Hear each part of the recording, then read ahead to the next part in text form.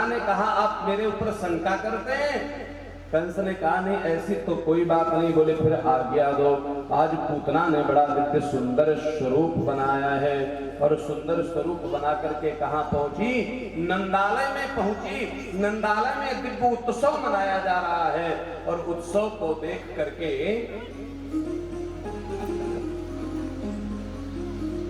उस उत्सव में प्रवेश कर गई। कुछ गोपियों ने देखा इसको तो हमने कभी देखा नहीं है। तो दूसरी स्त्री कहती है, गोपी कहती है, अरे कोई बचपन की यशोदा मैया की सखी होगी, हम नहीं जानते होंगे। नंद लाला का जन्म सुनकर के आई होगी। अब आपके घर उत्सव चल रहा हो और आप गेट पर ही उससे पूछताछ शुरू कर दो, कोई व्यक्ति आवे, वो नाराज हो जाता है कि एक तो कार्ड दिया था, हम पहुंचे, उसके बाद आप हमें पहचानते नहीं हैं। तो देवियों ने सोचा कि ये उत्सव का समय है, ज्यादा टोका टाकी ठीक नहीं है, जाने दो। अंदर पहुंची तो अंतःपुर में गोद में लेकर के मेरे ठाकुर को बैठी हुई थी यशोदा मैया। पास में जाकर के बैठ गई। देवी नमस्कार करती हूँ, लाला के जन्म की बधाई हो, बधाई हो, बधाई हो। यशोदा मैया वह भोली भाली ब्रजमंडल की वह ग्वालिन इसके छल को समझ नहीं पाई, पास में बिठा लिया। लाला तो बड़ा प्यारा है। बोले सब प्रभु की कृपा है, किसी की नजर नहीं लग जाए। बोले बस यही तो प्रभु से कामना करते हैं। कृष्ण रुदन करने लगे तो ये क्या कहती है, आप बड़ा थक गई होंगी, जरा लाला को हमारी गोद में दे दो, हम इसको चुप करा देंगे। हमें अनुभव है, हमारे कई संतानें हैं, आपकी प्रथम संतान है तो आपको अनुभव नहीं है। आदरणीय सुखदेव जी महाराज कहते हैं, पूतना ने भगवान कृष्ण को अपनी गोद में ले लिया और भावना कैसी है, अपने आंचल में कालकूट विष लगा करके आई है कि कृष्ण को मृत्यु प्रदान करना है।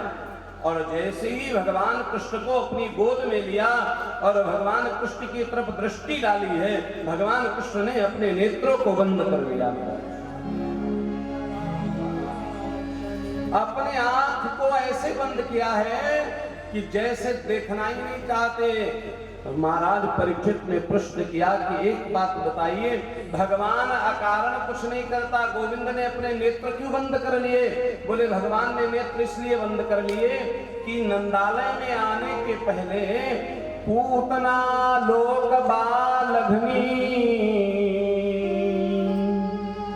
ये बच्चों की हत्यारी है पूतना महाराज, और जो बच्चों की हत्यारी है उसका हम चेहरा भी देखना नहीं चाहते हैं। राक्षसी रुधिरा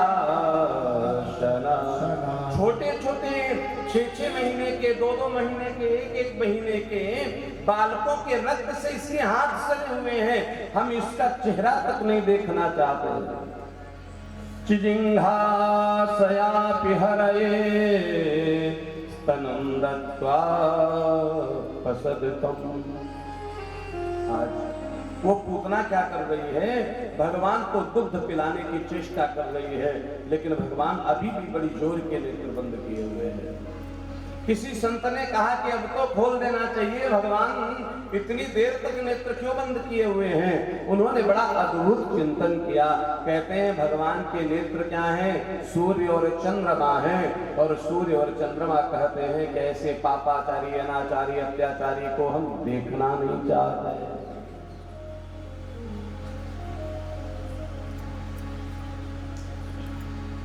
एक संत ने और बड़ा कारण बताया है। बोले क्या? ये जो पूतना है ना, ये कौन है? बोले पूर्व जन्म में राजा बलि की पुत्री रत्नमाला। तो जब भगवान वामन का स्वरूप बना करके आए छोटे से ठाकुर जी महाराज, तो इसने मन में एक कल्पना की, अरे कितना प्यारा बालक है, कितना सुंदर बेटा है, अगर ये मेरा बेटा होता। और भगवान ने मन में ही कहा तथास्तु, मैं तेरा बेटा बन करके तेरा बेटा बनूंगा। जैसे ही भगवान वामन से विराट हो गए तो भावना आई, अरे इसको मैं अपना बेटा बनाना चाहती थी, मेरा बस चले तो इसे मैं विष दे दो। भगवान ने कहा तथास्तु। यही रत्नमाला द्वापर में पूतना बन करके आई है। और भगवान कहते हैं एक माँ ही बालक को दुग्धपान करा सकती है, इसलिए पूतना तू माँ भी इस समय मेरी है। और तूने कहा था मैं उसका वध कर दूं, तो वो भी अवसर तुझे दे रहा हूं, तू मुझे विषपान भी करा दे। इसलिए भगवान ने अपने नेत्र बंद कर लिए, वो चिंतन कर रहे हैं, अच्छा रत्नमाला देख, मैं किसी की उधारी नहीं रखता हूं, आज तुझे भी तेरी उधारी चुकाए दे रहा हूं, जो तूने मांगा वो तुझे प्रदान कर रहा हूं। एक ऋषि चिंतन करते हैं, भले ही ये राक्षसी है भगवान सोचते, लेकिन इसने मुझे अपनी गोद में बिठाया है, भले ही नाटक कर रही है लेकिन वात्सल्य का ही तो नाटक कर रही है, इसलिए इसको कौन सी गति प्रदान करें। जो यशोदा मैया को गति बाद में प्रदान करना है, वही गति आज पूतना को क्यों न प्रदान कर दे। ऐसा सोच करके महाराज उस पूतना का दुग्धपान करने लग गए, और दुग्धपान करते करते प्राणों का आकर्षण करने लग गए। अब तो उसका स्वरूप जो बनाया हुआ था नष्ट हो गया, विशाल स्वरूप में परिवर्तित हो गई है। महाराज चिंगाड़ मारी है, सामुंच मुंचाल में तेरे प्रभासिनी निष्पीड्यमाना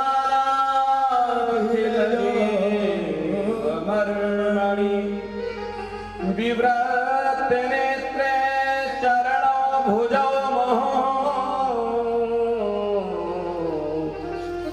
प्रवेश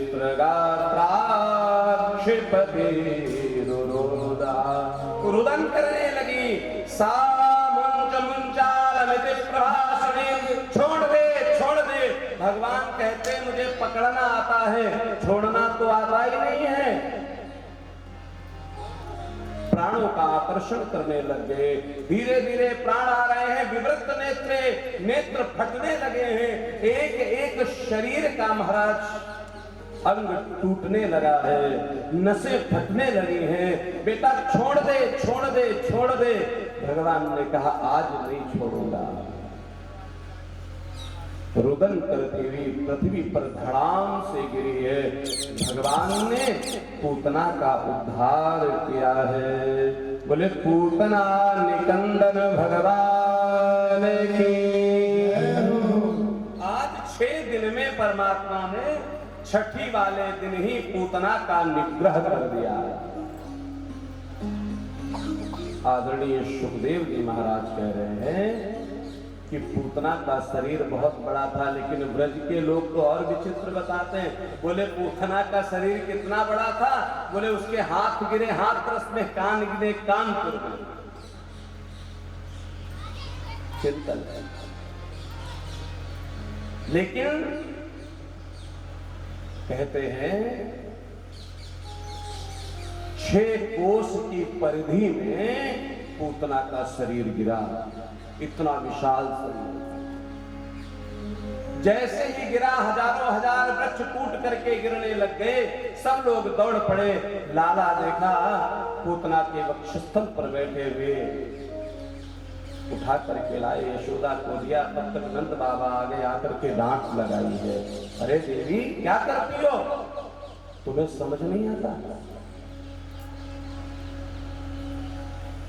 किसी को भी अपने लाला को दे देते हो, किसी को अपने बेटे को दे देती हो। यशोदा मैया कहती अब मेरे से ऐसी गलती नहीं होगी, मेरे से अपराध नहीं होगा। आप लोग छठी मनाते हैं, छठा तो दिन होता है ना। कहते हैं जो आसपास की नकारात्मक शक्तियां होती हैं वो उस दिन ज्यादा जागृत होती हैं जिस दिन संतान के जन्म का छठा दिन होता है। इसलिए वो पूतना की तरह आपके बालक को अपने महाराज द्वारा नुकसान पहुंचाना चाहती हैं, अपने द्वारा कुछ न कुछ कष्ट देना चाहती हैं। इसलिए हमारे यहाँ परंपरा होती